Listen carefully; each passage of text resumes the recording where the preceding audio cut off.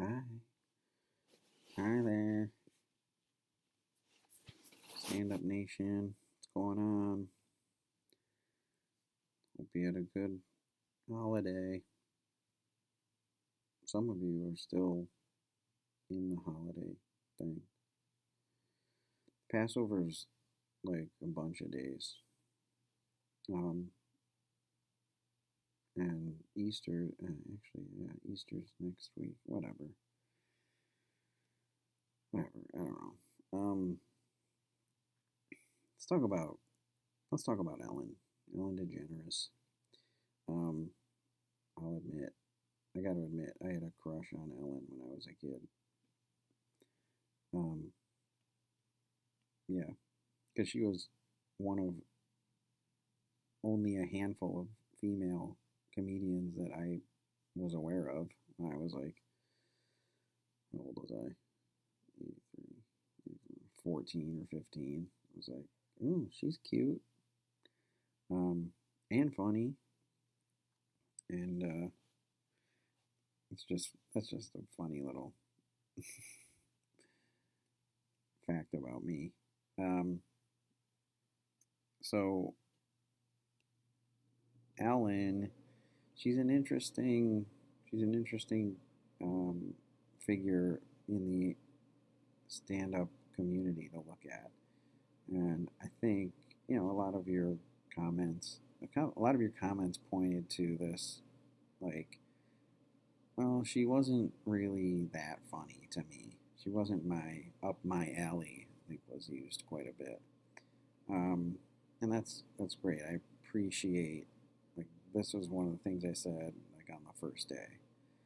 Like, I hope that you can get past your own personal preferences to try to at least acknowledge or get to what some of these comedians are about, even if you don't think they're funny. I know I tested you on that very much with Dice, um, and you persevered and triumphed. So I appreciate the same for every comedian that we do. So with Ellen, a little background. Some of you mentioned it in your comments because I talked about it on Tuesday. Um, it's important to. I think this is important to understand going in. So Ellen, Ellen kind of lived that mainstream dream that we talked about. We've been talking about, right? She did stand up in the '80s when it was the shit show that it was, right? Um, and she turned that into a sitcom, which then later turned into her talk show. So like that idea of um, stand up isn't the end for her. Like it was very much the path was stand up, get recognized, get a TV show, and then you know that. And she did that. Um, Doing it as a gay woman, I think, gives it even more weight. It's even more impactful. But the thing is, we didn't know she was gay until her TV show. So the story there is she got this TV show in 1994. The sitcom was called Ellen, so she was the main character. She was heavily involved. And then she did this meta sort of magic trick where it was like she went on Oprah and came out of the closet at the same time as her character on the sitcom came out of the closet to Oprah, who was playing her therapist or something in the show. So it was this crossover episode thing, but the crossover was with between real life and sitcom life, like reality and fiction. So really, it's really actually pretty cool. And needless to say, groundbreaking and kind of earth shattering. Um, Not only to have a gay character on a primetime sitcom, which you didn't see barely ever, but to have her come out on that sitcom was just crazy. And that's basically the impetus for the stand-up that we watched. If you recall, she does the interpretive dance. The interpretive dance was interpreting the time between her coming out of the closet on Oprah and on her TV show and that performance. And the result of her coming out of the closet was, sort of, what's the word? Tumultuous, to say the least. So ABC immediately puts a parental advisory warning on the opening credits to Ellen now, just because she's gay. It's not like she's just murdering people or anything like that. It's the same show. She's just gay. ABC puts a parental advisory. Be careful, there's a gay person on the show. And within a year, the show's canceled. I mean, took a lot of heat from basically shitty people saying, I like Ellen, I don't like gay Ellen. It's hard not to have that. It's hard not to oppose the show without being a complete homophobe, right? But that whole thing sort of led to the performance that we watched. That performance was her first performance back on stage doing stand-up, or really in the public eye at all, since her coming out on TV. And, the dance is such a great way to address it, I think. Your comments are like, oh, I get it, I see what she's doing here. So, and those of you who made the connection between Ellen and Richard Pryor were accurate. Whether you came up with that on your own or you heard me say it in class, I don't care. It's an important distinction to make. Right? Pryor has this immense personal trauma, right? His drug addiction, set on fire, almost dies, like all this stuff. That show we watched was his first performance back from all of that. Well, I mean, here you can equate Ellen's coming out with Pryor's sort of, with Pryor's trauma. He experienced emotional, mental, trauma from the fallout of her coming out of the closet. And it led to this. So, sort of, we're back. Here's another fuck it moment, right? She talks about, I don't care what people, I don't need people's approval anymore. Like, that was something that she struggled with for a long time. So here's another comedian having a fuck it moment and choosing to follow this path of her own,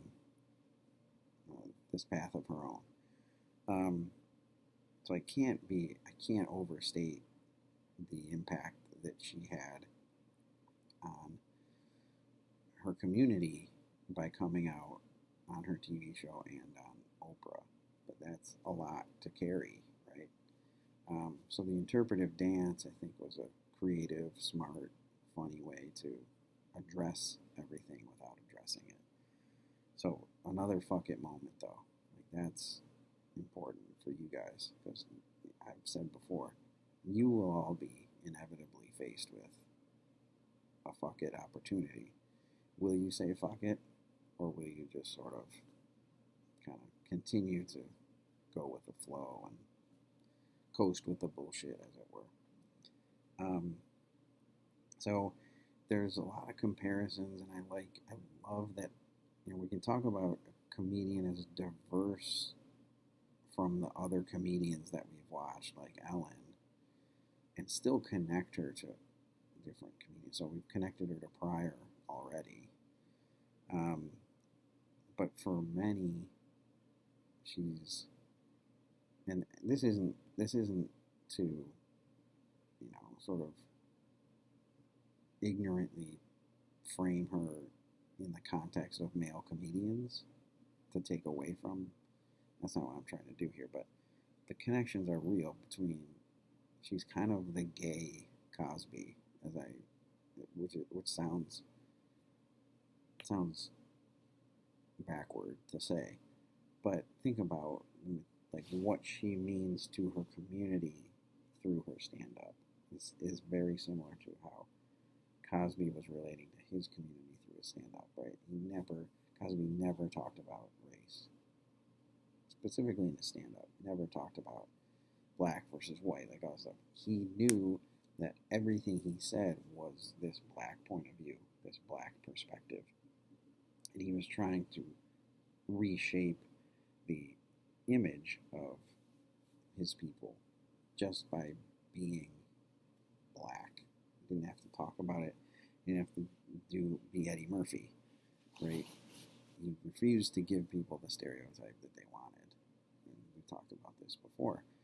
Ellen's doing the same thing with sexuality, I think, right? She's not going to talk about it. She's not going to get on her soapbox and you know, um, preach. Someone brought up could get preachy if you do that. She does the dance, and now we understand that she's out of the closet. She's gay. Everything she says is a gay perspective, and I think it's a really clever way to do it, right?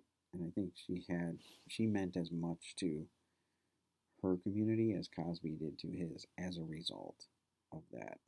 Um, you know, again, not seeking approval. I say this, and I don't know if it's good or not, but I stand behind it. Ellen seems to realize, like, listen, I'm never gonna get 100% approval from anybody, so why seek any approval? If that makes any sense. Like, if you're just in the business of trying to make other people like you, or that's never gonna happen. There's always gonna be people who don't like you. So why would you try to get anybody? Go out of your way, other than by being yourself. And if you like me, yes. If you don't, suck it. Um, so she's the gay Cosby, and you know I know that's fraught with negative connotations, but I think if you listen to my explanation, you'll see, like, without talking about it, she doesn't have to talk about it. It's present. It's the elephant in the room, right? We don't need to talk about it. It's always there. Her sexuality, Cosby's blackness. Um, and I've also called her the female Seinfeld, and that's just based on their content, right? Their jokes are largely observational, universal things that everybody experiences. But with Ellen, there's additional depth to those things because of her sexuality. And now that she's out of the closet and we know this, right, it gives a lot more weight to those observations, right? It helps to normalize homosexuality just by her talking about these things in a way that Seinfeld doesn't. And I can't remember who made that point. Somebody made the point that poop. Yeah, Lindsay. Lindsay made the point about, yes, Seinfeldian in content maybe, but her sexuality and perspective give her jokes more depth than Seinfeld ever had. Trust me. So Lindsay, yes, I agree. Thank you for making that point. Um, so once you have that information about her coming out of the closet and her TV show and all this stuff, I think for most of you, it will change your perspective a little bit, if not a lot of it. And it goes back to, I think, obviously the most powerful part of the special is the end, the Q&A, and only because you see the impact that her that she can that that one can have, right? When you stop seeking approval, when you sort of live for yourself and support your community, and you stop hiding, and you see what that can do for people. And it's important to note that this is a comedian doing it, right? That's important to note. Um, so the question that I always pose, that you can answer here if you'd like, why do we care so much about sexuality? Like, this country especially, we're obsessed with it, with who we like to fuck. Like, why? I don't get it. I think Ellen, I think, at least tries to move the needle forward on that. Like, we shouldn't care. It shouldn't be an issue. It has nothing to do with me. Who you like to fuck has nothing to do with me. Um, so there are millions of people who think that it does somehow have something to do with them. Um, in fact, like, why do we care? Why do we care? Why do we care so much? And that's not to strip people of their identity and be like, I don't care about you, but your sexuality is your business. And if you want to share it with me, then I will, then I'll care, and I'll try to be an advocate for you. But I don't care just out of hand, just on sight, who you like to fuck. I don't give a shit. Um, why do people do that?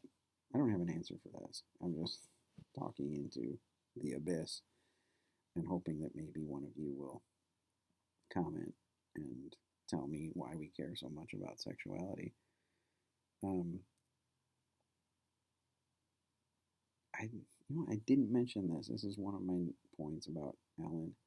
Ellen makes this case that comedy is genderless, it's sexless, it's raceless. Like, comedy itself, the concept, the idea of funny things, funny is universal, and it doesn't it doesn't have these biases built into it. Right? You can obviously do jokes about sex and gender and sexuality and race and all those things, but they are not they are not inherent to any of those things, if that makes any sense. I think Ellen works to dispel that myth. Right? She's doing this comedy, but as a gay woman, it doesn't. Her sexuality doesn't make it any less, more or less funny. Let's put it that way. Um, a bunch of you mentioned this, the way what she has the power to do, what comedians have the power to do, is to normalize certain behaviors, right? So she's normalizing sexuality by connecting to humanity. In other words, her shampoo bottle thing, right? That is a universal. Poor people use shampoo, rich people use shampoo, gay people use shampoo, straight people use shampoo, black people, like, it's a universal, right? So her speaking from now this new gay perspective is normalizing her sexuality. I mean, like, we use the same shampoo as you use. We do all of these things. We want to go get cheese. Whatever the bit is. that's what she's doing in the Cosby way. I mean, like about African Americans, she's doing the same thing. On the off chance that some redneck bigot is catches the bit about shampoo and he's like, "Oh, I do that. I always wondered that too." And that and they and this gay lady says the same thing. Huh? Maybe I was wrong about them. Like, I know that's a ridiculous scenario, but that's what it can do. Not that it is doing that, it has the possibility of doing that, right? By connecting her sexuality with just humanity in general, um, is, is a leap forward, I think. Um, you'll never get 100% approval, so why seek any? Great question, Vaughn. I was asking it myself. Um,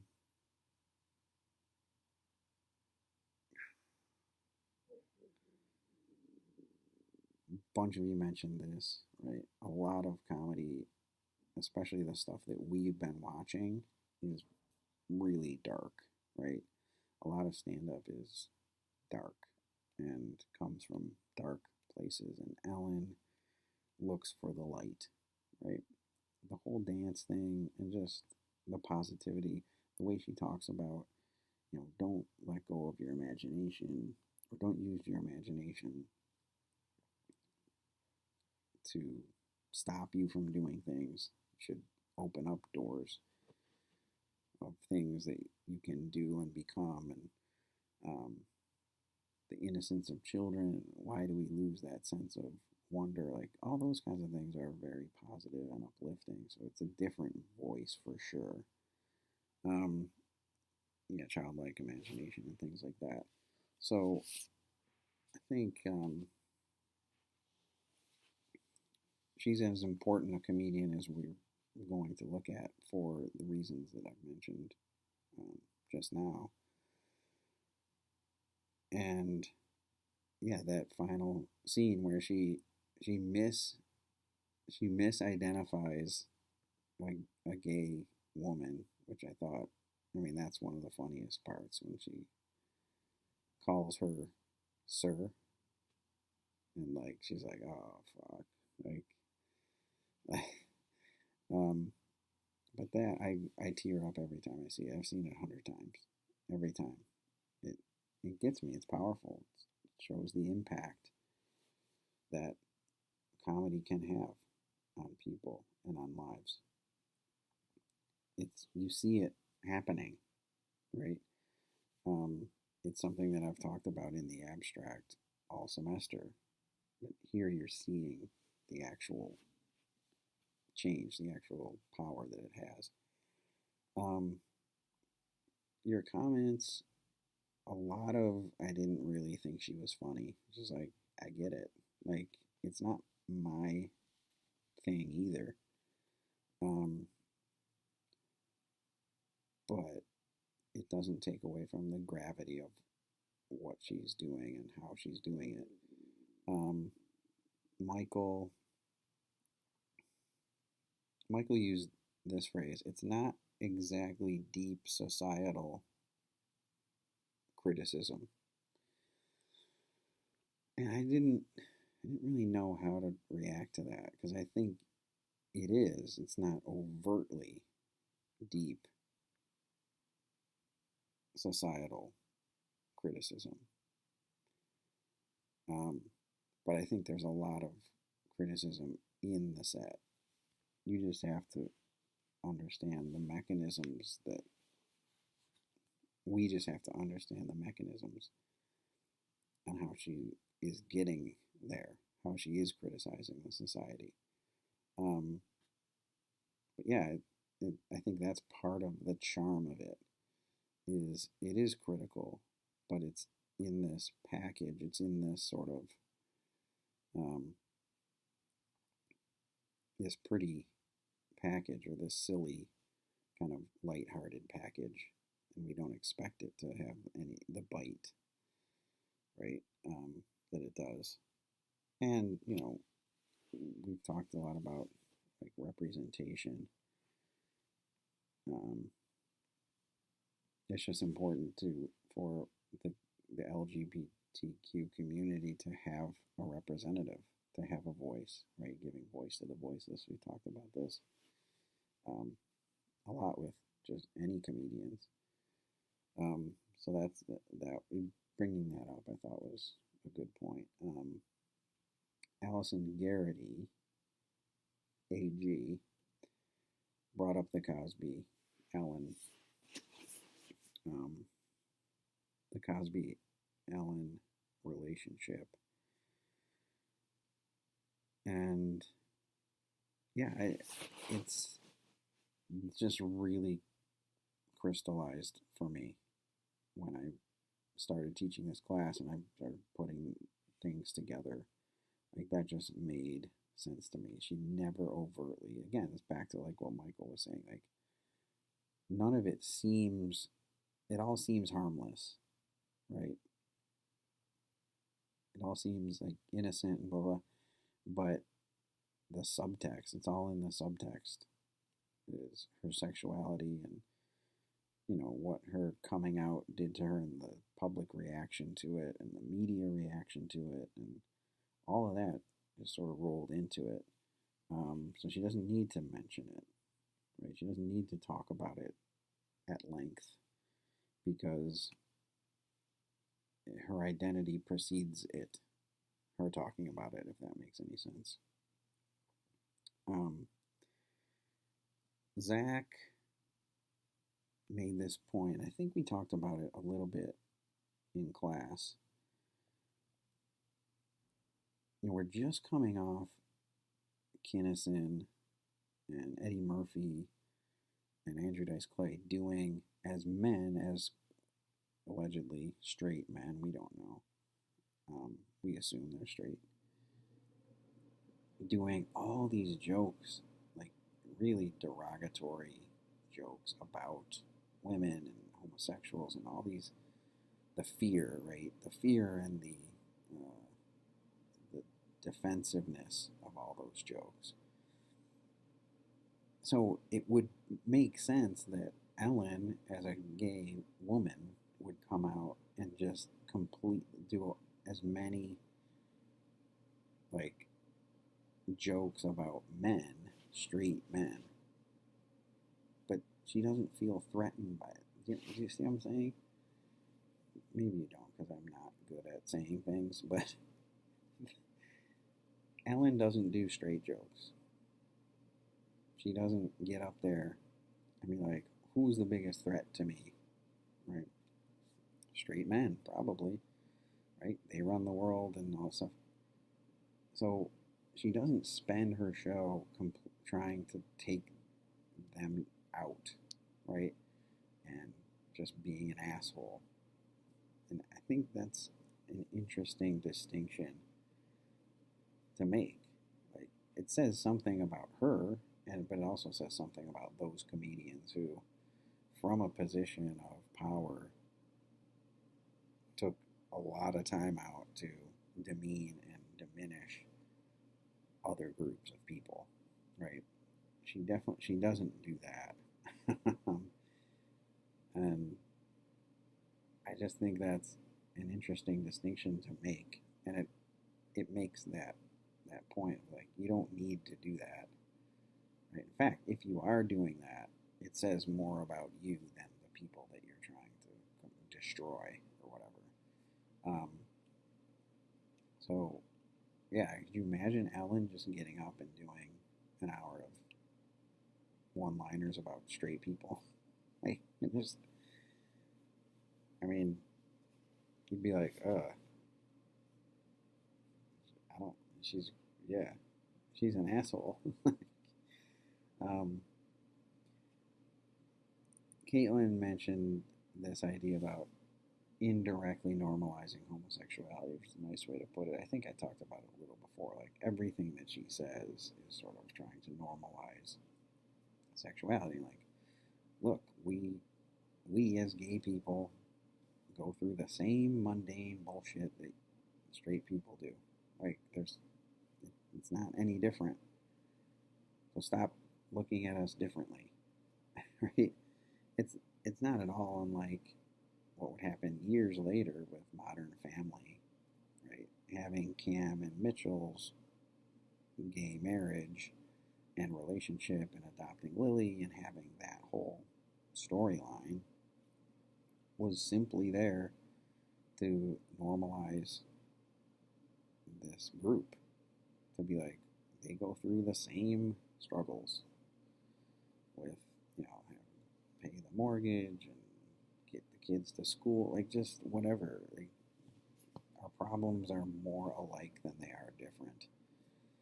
And at some point, we got to get over ourselves in that way. Allison Runkle, Allison R., basically, and a bunch of you touched on this, the best part was the question answer thing at the end, right? The girl with Ellen in her textbook as this role model, um, and specifically the girl at the end who starts crying and, you changed my life, you gave me the strength, like all those kinds of things that, again, I've been talking about in the abstract that comedy can do. You see it being done. So it shows the impact that humor, comedy, and people like Ellen can have on society, and it's counter to the impact that comedians like Andrew Dice Clay can have, which are at least invested in sort of consecrating this negativity and, you know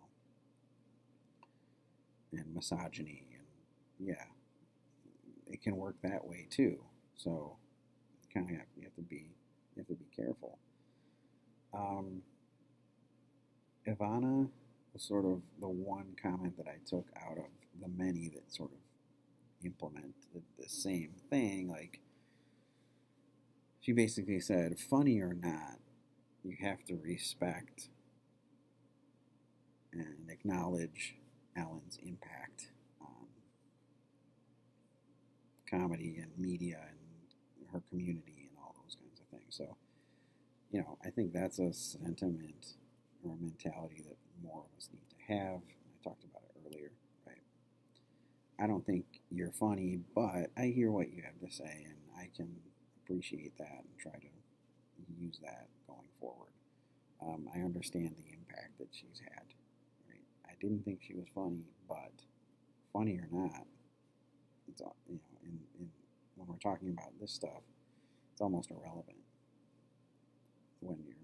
If she's just trying to be funny, then yeah, that's the end of the conversation. She was funny or not. But if she's trying to do more with her comedy, or any comedian doing the same, then you sort of forego the funny. And it wasn't my bag, but I see what she's saying. And then Lindsay, your comment, which I mentioned before, the connection to Seinfeld, but it's not. It's more, right? Definitely, I see the connection, but Ellen is doing more with it than Seinfeld. So there's that. Thank you for listening, and I'll see you guys. I'll have another one of these on Thursday, and I'll see some of you tomorrow. You know how this class works.